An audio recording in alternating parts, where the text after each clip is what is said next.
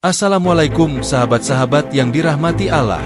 Pernahkah kalian mendengar kisah tentang binatang buas yang justru menjadi penyelamat manusia?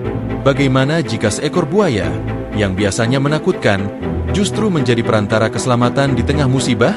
Kisah ini nyata terjadi dan menyimpan hikmah yang dalam. Sebuah peristiwa luar biasa yang mengguncang warga Bekasi saat banjir besar melanda. Kisah ini bukan hanya menggetarkan hati, tapi juga membuka mata kita tentang kuasa Allah yang tak terduga. Sebelum kita mulai, bagi yang beragama Islam saya sarankan untuk menuliskan sholawat untuk Nabi Muhammad agar kelak sholawat ini menjadi saksi untuk mendapat syafaat di akhirat. Like dan subscribe ke channel ini sangat membantu menyebarkan dakwah Islam dan menjadi amal jariah. Baik, mari langsung saja kita dengarkan kisahnya. Awal tahun itu, hujan turun tanpa henti selama berhari-hari. Sungai Cilengsi yang biasanya mengalir tenang berubah menjadi monster yang mengamuk. Debit air meningkat tajam, merendam pemukiman padat di daerah Bekasi. Orang-orang berlarian menyelamatkan diri, membawa barang seadanya ke tempat yang lebih tinggi. Sirine mobil relawan bersahut-sahutan. Tangisan anak-anak dan teriakan warga menciptakan suasana mencekam. Di tengah kekacauan itu, seorang nenek bernama Mbah Sarmi tertinggal di rumahnya yang sudah dikelilingi air. Usianya lebih dari 70 tahun. Tubuhnya lemah dan hanya tinggal sendiri. Anak-anaknya merantau jauh dan tidak sempat pulang. Mbah Sarmi terjebak di lantai 2 rumah panggungnya, tanpa makanan dan listrik. Sementara itu, warga mulai menyebarkan kabar bahwa ada seekor buaya besar terlihat berenang di tengah perkampungan yang terendam. Mereka panik. Buaya itu dianggap ancaman tambahan di tengah bencana.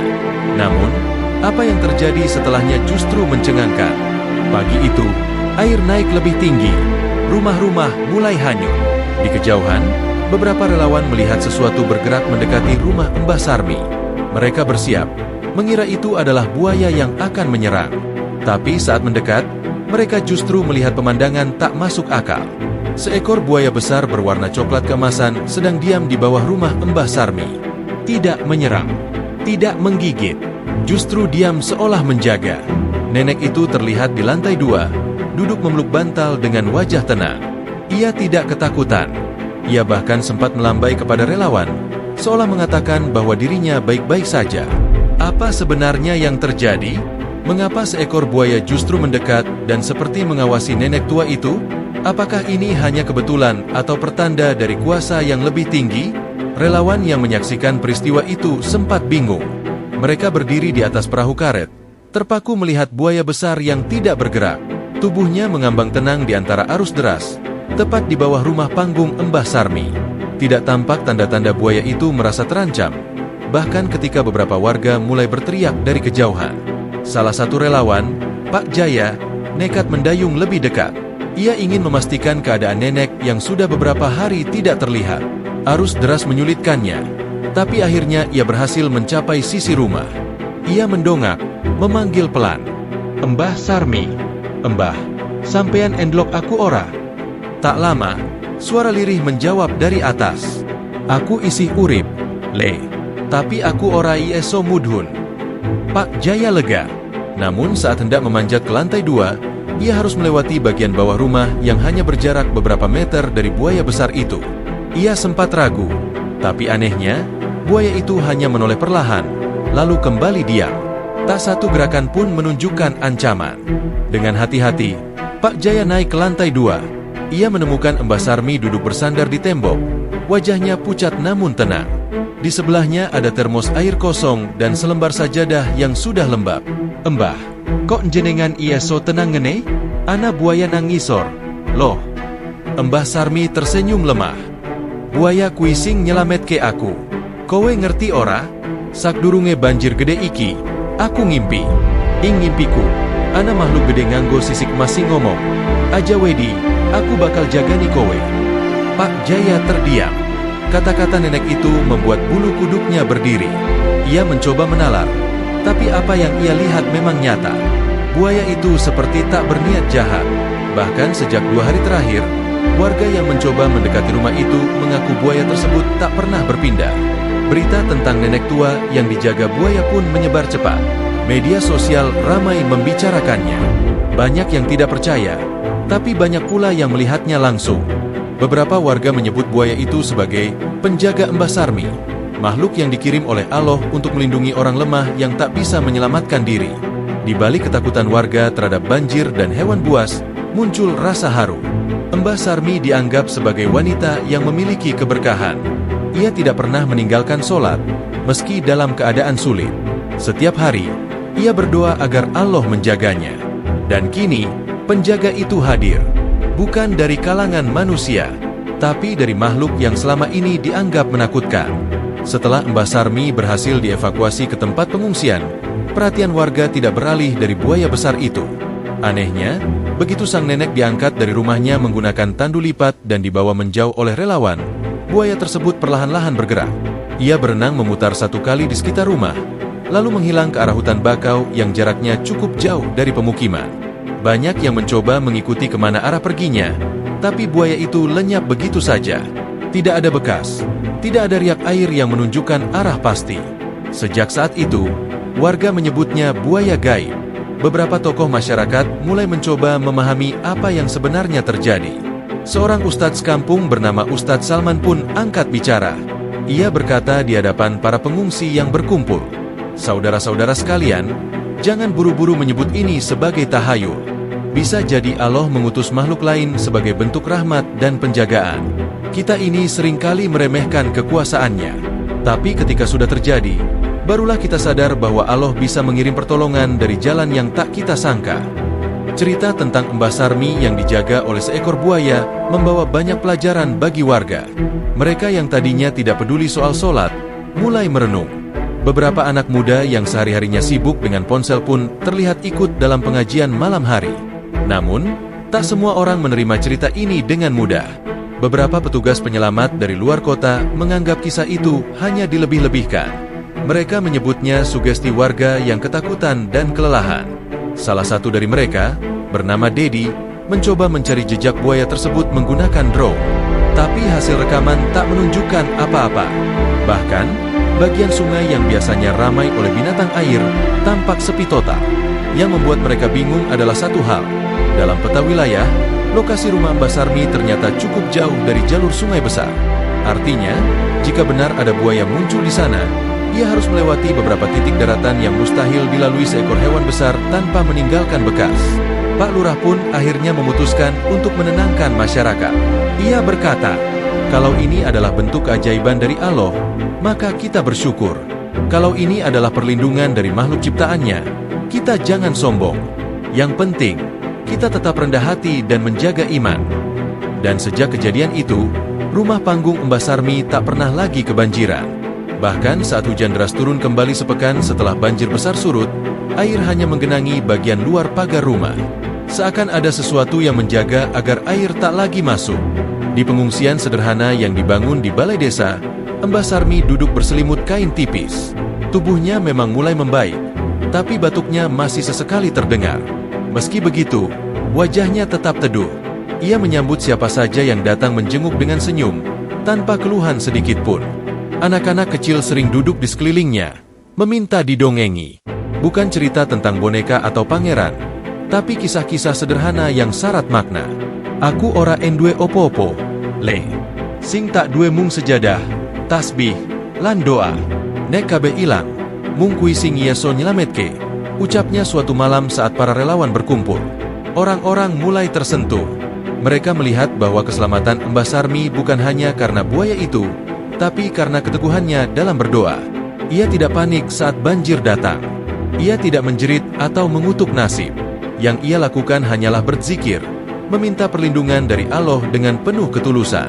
Pak Jaya, relawan yang pertama kali mengevakuasi nenek itu, akhirnya bercerita kepada seorang wartawan yang datang dari ibu kota. Ia berkata, "Aku yakin, sing jagani Mbah Sarmi kui dudu buaya biasa. Waktu aku neng ngarep omahe, aku kerasa atiku adem. Gak ono rasa wedi. Padahal kui buaya gede banget." Cerita itu pun akhirnya dimuat di beberapa media online. Judulnya mencolok, "Buaya Penjaga dari Surga?" Meskipun tidak semua orang percaya, komentar-komentar positif mulai berdatangan. Seorang pembaca menulis, "Saya pernah mendengar kisah wali yang dijaga oleh singa. Mungkin nenek ini orang solehah yang Allah jaga dengan caranya." Hari-hari berlalu, dan Mbah Sarmi semakin dikenal. Tapi ia tetap rendah hati. Ia menolak bantuan dalam bentuk uang, dan hanya meminta agar musola kecil di dekat pengungsian diperbaiki agar bisa digunakan anak-anak mengaji. Ustadz Salman, yang sejak awal mendampingi nenek itu, berkata pada para relawan, "Kadang kita mengejar ilmu tinggi, teknologi canggih, tapi lupa bahwa doa orang tua yang ikhlas bisa mengguncang langit." Dan semua yang mengenal Mbah Sarmi kini percaya bahwa keajaiban itu bukan sekadar dongeng. Doa yang tulus, bahkan dari seorang nenek renta, bisa membuka jalan pertolongan dari arah yang tak disangka. Setelah Mbah Sarmi pulih sepenuhnya, ia memutuskan kembali ke rumah lamanya meski banyak yang menyarankan untuk tinggal bersama keluarga di kota. Tapi ia menolak halus. "Di sini aku lahir, di sini aku bakal mati. Yen Allah wis ngersake aku slamet, berarti panggonan iki isi aman kanggo aku." Warga pun mulai membantu memperbaiki rumahnya yang rusak ringan. Mereka mengecat ulang dinding kayu, memperbaiki tangga, dan membersihkan sekitar rumah yang sebelumnya tertutup lumpur banjir. Namun satu hal yang masih menjadi misteri, tak ada jejak buaya yang tertinggal. Beberapa orang mencoba menelusuri kemungkinan jalur masuknya buaya itu. Mereka menggunakan drone, peta lama, bahkan alat pelacak air. Namun hasilnya tetap sama, nihil. Jalur air terdekat terlalu sempit untuk dilalui buaya sebesar itu. Bahkan jejak di lumpur pun tak ditemukan. Anehnya, salah satu warga bernama Pak Harun mengaku bermimpi 2 malam berturut-turut. Dalam mimpinya, seekor buaya besar duduk diam di tepi sungai, di bawah sinar bulan. Tapi buaya itu tak tampak menyeramkan. Ia memakai mahkota kecil dari emas, dan dari tubuhnya keluar cahaya biru lembut. Dalam mimpi itu, terdengar suara berat berkata, "Kami diutus untuk menjaga yang lemah karena doanya menembus langit." Pak Harun bukan orang yang suka mengarang cerita. Ia dikenal jujur dan pendiam. Ketika ia menceritakan mimpinya dalam pengajian desa, semua yang hadir terdiam. Tak sedikit yang menangis. Mereka merasa telah melihat langsung kuasa Allah yang tak kasat mata. Dari peristiwa ini, banyak perubahan terjadi. Anak-anak kini lebih rajin datang ke musola. Para pemuda mulai terlibat dalam kegiatan sosial desa. Bahkan beberapa keluarga yang dulunya jarang sholat, mulai bangun subuh bersama dan memperbaiki ibadah mereka. Satu perubahan besar lainnya adalah tradisi baru yang dilakukan warga setiap malam Jumat. Mereka berkumpul di rumah Mbah Sarmi, membaca surat Yasin bersama, lalu mendengarkan kisahnya kembali. "Aku ora tahu nyangko yen doaku bakal dijawab nganggo cara ngene. Tapi aku ngerti, nek kita tulus, Allah ora bakal tinggalake," kata Mbah Sarmi suatu malam. Di rumah panggung itu, kini terdapat papan kecil yang dipasang oleh warga. Tertulis, tempat diselamatkannya seorang hamba oleh keajaiban Allah. Dan setiap kali hujan turun, tak lagi ada rasa takut seperti dulu. Sebab warga percaya bahwa siapapun yang berpegang pada sholat dan doa tidak akan pernah benar-benar sendirian. Beberapa minggu setelah banjir besar mereda, sebuah tim dari kabupaten datang untuk meneliti penyebab utama bencana yang menenggelamkan desa kecil itu. Mereka membawa data curah hujan, peta aliran sungai, dan catatan perizinan pembangunan. Dari hasil penyelidikan mereka, ditemukan fakta mencengangkan. Di hulu sungai yang mengalir ke arah desa, ternyata telah terjadi penebangan liar dan pengerukan tanah besar-besaran. Air hujan tidak lagi terserap oleh tanah, melainkan langsung mengalir deras ke pemukiman. Lebih mengejutkan lagi, salah satu perusahaan yang diduga melakukan perusakan lingkungan tersebut adalah milik seorang tokoh berpengaruh di kota. Saat berita ini tersebar, warga semakin merasa bahwa bencana ini bukan sekadar bencana alam, tetapi juga akibat dari keserakahan manusia. Pak Lurah mengumpulkan warganya dan berbicara di balai desa. Dengan suara mantap, ia berkata, "Kita semua saksi. Banjir ini bukan hanya cobaan, tapi juga peringatan. Kita lalai menjaga amanah Allah untuk merawat bumi. Dan lihatlah, yang selamat bukan yang kuat, tapi yang sabar dan selalu berdoa." Beberapa media nasional mulai meliput kisah ini. Mereka tidak hanya membahas fenomena buaya penjaga, tapi juga keberanian warga dalam bersuara dan keteguhan seorang nenek dalam doa. Sementara itu, Mbah Sarmi tetap bersikap sederhana. Ia tidak suka diwawancarai, tidak ingin terkenal. Ia hanya meminta satu hal kepada pemerintah. "Aku ora butuh bantuan gede. Sing penting, tolong lindungi hutan lan kali. Opo gunane pitulungku? Nek wong lia isi oleh ciloko." Permintaannya disampaikan oleh relawan kepada pejabat yang datang dan disambut dengan rencana konservasi kecil-kecilan di hulu sungai. Beberapa anak muda desa bahkan dilatih menjadi penjaga lingkungan. Mbah Sarmi menjadi inspirasi, bukan karena ia diselamatkan secara ajaib, tapi karena ia tak pernah meminta apapun selain kebaikan untuk orang lain. Buaya besar itu tidak pernah muncul lagi, tapi bagi warga, keberadaannya telah meninggalkan bekas yang tak bisa dihapus. Sebuah pertanda bahwa Allah bisa menurunkan penjagaan dari arah manapun, meskipun lewat seekor hewan yang biasanya ditakuti. Tahun-tahun berlalu, desa yang dulu hampir tenggelam kini telah berubah wajah. Sungai yang mengalir di sisinya kini bersih dan terawat. Hutan kecil di sekitarnya kembali tumbuh hijau setelah ditanami ulang oleh warga secara gotong royong. Setiap akhir pekan, anak-anak dari kota sering berkunjung untuk belajar tentang alam dan kisah inspiratif dari desa itu. Mereka mendengar langsung dari warga tentang hari di mana seekor buaya menjadi penyelamat seorang nenek, dan bagaimana doa bisa mengubah segalanya. Mbah Sarmi tetap tinggal di rumah panggungnya yang sederhana. Usianya makin lanjut, tapi semangatnya tetap menyala. Ia tidak lagi banyak berjalan, tapi masih aktif mengajarkan anak-anak membaca Al-Quran dan mengajarkan arti kesabaran lewat cerita-cerita. Suatu malam, ia memanggil Ustadz Salman dan beberapa pemuda desa. Ia berkata, "Le, nek aku wis ora ono, terusno sing wis tak wiwiti. Ajarna bocah-bocah ngaji, ngajari ojo gumedhe, lan ojo lali solat." Ustadz Salman menunduk, matanya berkaca-kaca. Ia paham, pesan itu bukan hanya untuk malam itu saja, tapi untuk seterusnya. Beberapa bulan kemudian, saat hujan turun dengan lembut di musim penghujan, Mbah Sarmi menghembuskan napas terakhirnya dalam keadaan sujud setelah sholat subuh. Tidak ada tangisan keras, tidak ada ratapan, hanya keheningan penuh doa. Warga menguburkan beliau di dekat masjid kecil yang pernah ia perjuangkan.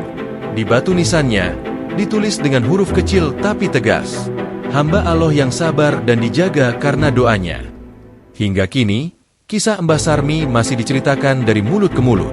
Bukan untuk menakut-nakuti, bukan pula untuk mencari sensasi, tapi sebagai pengingat bahwa siapapun kita, sekecil apapun diri kita, jika berserah kepada Allah dengan hati yang tulus, maka pertolongan bisa datang dari arah yang tak pernah kita sangka.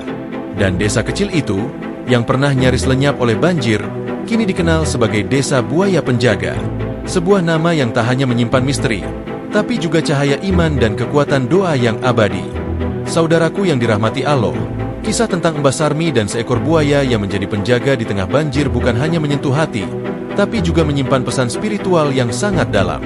Peristiwa ini bukan sekadar fenomena aneh atau cerita rakyat, melainkan pengingat kuat bahwa pertolongan Allah dapat datang dari arah yang tidak terduga. Hikmah dan nilai-nilai spiritual dari kisah Mbah Sarmi. 1. Doa yang tulus bisa mengundang pertolongan Allah dari arah tak disangka. Mbah Sarmi tidak memiliki apapun selain sajadah, tasbih, dan keyakinan penuh kepada Allah. Ia tidak panik saat banjir datang, bahkan saat terjebak sendirian. Yang ia lakukan hanyalah terus berzikir dan sholat. Allah berjanji dalam firman-Nya, "Dan apabila hamba-hambaku bertanya kepadamu tentang aku, maka jawablah sesungguhnya aku dekat.